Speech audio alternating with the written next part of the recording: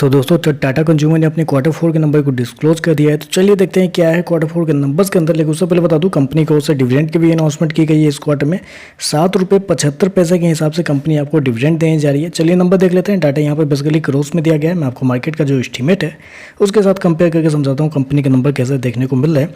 पिछले क्वार्टर में कंपनी ने 3803 करोड़ के आसपास का रेवेन्यू जनरेट किया था। पिछले साल 3618 करोड़ के आसपास, जबकि अभी देखें तो बढ़ के 3926 करोड़ कंपनी का रेवेन्यू आपको जाता हुआ देखने को मिला। तो साल दो साल देखें तो साल दो साल कंपनी के रेवेन्यू के अंदर एक अच्छी खासी तेजी आपको देखने को मिला। ऑलमोस्ट बोल सकते हैं 8% के आसपास का जंप आपको देखने को मिल रहा है। वहीं अगर क्वार्टर जाते हैं तो क्वार्टर भी कंपनी के रेवेन्यू के अंदर एक हल्की सी तेजी आपको देखने को मिले। 3% के आसपास का जंप है। तो क्वार्टर साल दो साल कंपनी का जो रेवेन्यू है वो आपको बढ़ता हुआ देखने को मिला है। मैं आपको बता दूं कंपनी ने शो कितना किया है, 3926 करोड़ का रेवेन्यू, जबकि मार्केट का अनुमान था कि इस क्वार्टर में कंपनी का जो रेवेन्यू है वो आपको 4000 करोड़ के आसपास आपको आता हुआ देखने को मिलेगा। तो आप कह सकते हैं उसी के आसपास है। 1-2% कम आपको देखने को मिला है। मार्केट की जो उम्मीद थी उससे 2% कम कंपनी का रेवेन्यू आपको देखने को मिल रहा है।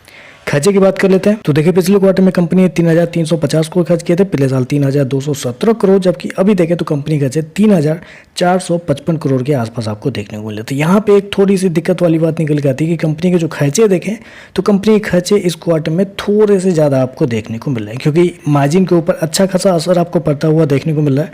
क्योंकि अगर आप कॉस्ट ऑफ मटेरियल देखेंगे तो पिछले क्वार्टर से कंपनी का जो कॉस्ट ऑफ मटेरियल है वो अच्छा खासा जंप होता हुआ देखने को मिला। ऑलमोस्ट बोल सकते हैं 15% के आसपास बढ़ता हुआ देखने को मिला है। जबकि मैंने आपको क्या बताया कि रेवेन्यू 3% बढ़ा है, लेकिन कॉस्ट ऑफ मटेरियल जो है कंपनी का 15% आपको बढ़ता हुआ देखने को मिला। इस वजह से कंपनी के जो मार्जिन है उसके ऊपर एक अच्छा खासा असर आपको पड़ता हुआ देखने को मिल रहा है। इन्वेंट्री के नाम पे कंपनी ने कुछ पैसे बचाए हैं। 208 करोड़ रुपए कंपनी को इस क्वार्टर में इन्वेंट्री के नाम पे फायदा हुआ है।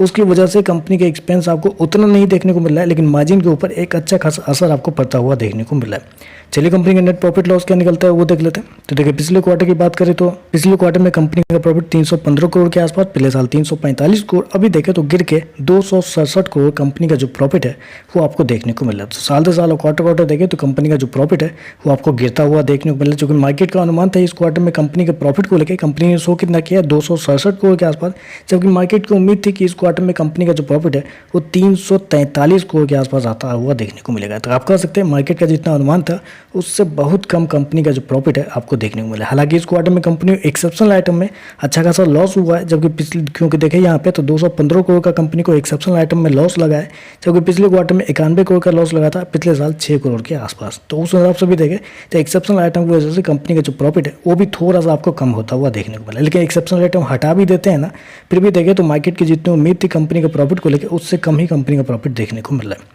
चलिए कंपनी का ईपीएस क्या है वो देख लेते हैं। तो देखिए पिछले क्वार्टर में 3 रुपये का ईपीएस था, पिछले साल 2 रुपये 85 पैसे, अभी देखें तो मात्र 2 रुपये 28 पैसे के आसपास आपको देखने को मिले। तो ओवरऑल लगा जाए तो कंपनी के नंबर थोड़े से मार्केट के जो एस्टिमेट थे उससे कमजोर आपको देखने को मिले। रेवेन्यू और प्रॉफिट दोनों देखें तो आपको मिस होता हुआ देखने को मिला। तो चलिए बस आजकल बस इतना ही। वीडियो पसंद आए तो लाइक कीजिएगा, साथ में साथ चैनल को सब्सक्राइब जरूर कीजिएगा।